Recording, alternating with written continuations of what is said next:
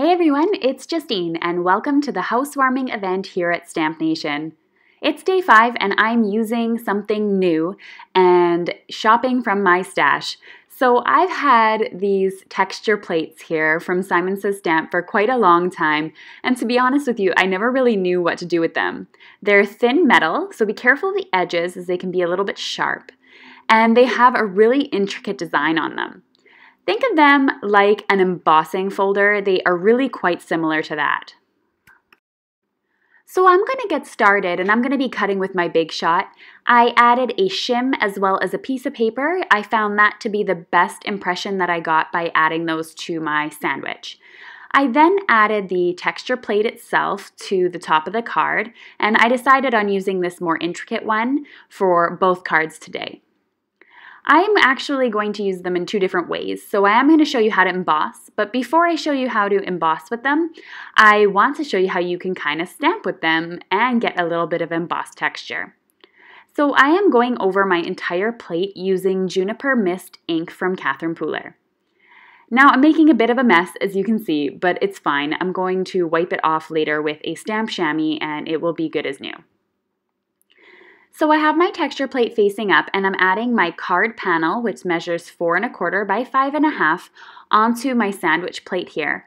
And I added my top plate here on top. I'm using glitter plates by Sizzix. I'm then going to put this through my die cutting machine. This is a Big Shot by Sizzix. And remember, I have the magnetic platform, the shim, a piece of cardstock. Then I start with my regular cutting plate. I have the texture plate itself, my panel, and then another cutting plate on top. So I have quite the sandwich here going on. And that's probably why I didn't understand how to use these texture plates. I put them through with just 2 cutting pads and expected something to happen, and barely anything did. So you do need a shim here, either by creating a stack of cardstock or by using a magnetic shim that you might have. And then when you peel it off, you get this amazing stamped impression, and you can use this as a stamp. I also want to show you how to emboss. Okay, so I have my magnetic platform for my Big Shot. I then put a shim down. I put my cutting plate here as well as my texture plate, my cardstock. I'm using some navy cardstock. In the navy, I believe it is, from Gina K Designs. And then I'm putting my other cutting plate on top and I'm running it through my Sizzix Big Shot machine. Now this is going to act very similar to an embossing folder, but embossing folders have no way to get the detail that this has because embossing folders kind of have thick plastic lines. And you can see here when I hold it up to the light a little bit, and I'll hold it up to the light later so you can get a better look, it creates an extremely detailed embossed look that you really, once again, cannot get from an embossing folder. So I'm really excited I was able to try something new today and add those texture plates there to my cards. I mounted this card onto a piece of 110-pound Neenah Solar White cardstock that measures 11 by 4 and is folded in half at 5 1/2 inches. I wanted to show you as well this intricate background, and you can see when I hold it up to the light just how beautiful and subtle that detail is. So it's really perfect for clean and simple cards. Next up, I'm going to add a couple of details to the card panels themselves. I'm going to be die cutting some dies here from the Winter Haven Stamp of Approval collection, this Wreath and Joy die. Really, really pretty, intricate designs, and they're one of my favorites from this past SOA. You can see just how gorgeous the white frame around the card accentuates the white die cuts, and it just makes them so vibrant against the navy background. So you can see I'm using some Tombow Mono liquid adhesive to glue this down, and I'm gluing all the little details here on the cardstock. Once I have them attached to my cardstock, I am all finished with this card here. For my second card, I wanted to do something a little bit different, so I went ahead and I die cut that wreath right into the card base that I created. This was sort of an afterthought, so that's why I'm cutting through all these layers. I'm going to add a shim to my die cutting plate because I'm cutting through 110-pound cardstock and a piece of 80-pound cardstock. So I want to make the cut nice and tight so that it cuts through all the layers.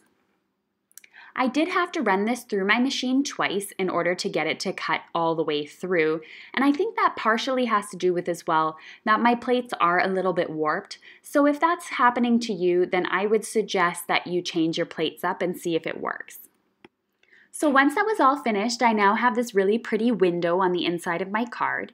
I looked at my die for a reference and I placed the center piece here into the center of the inside card panel. It did take me a couple of seconds to figure out exactly how it would go. So if you're having a little bit of trouble, just look at your die and you'll be able to see where the intricate patterns go.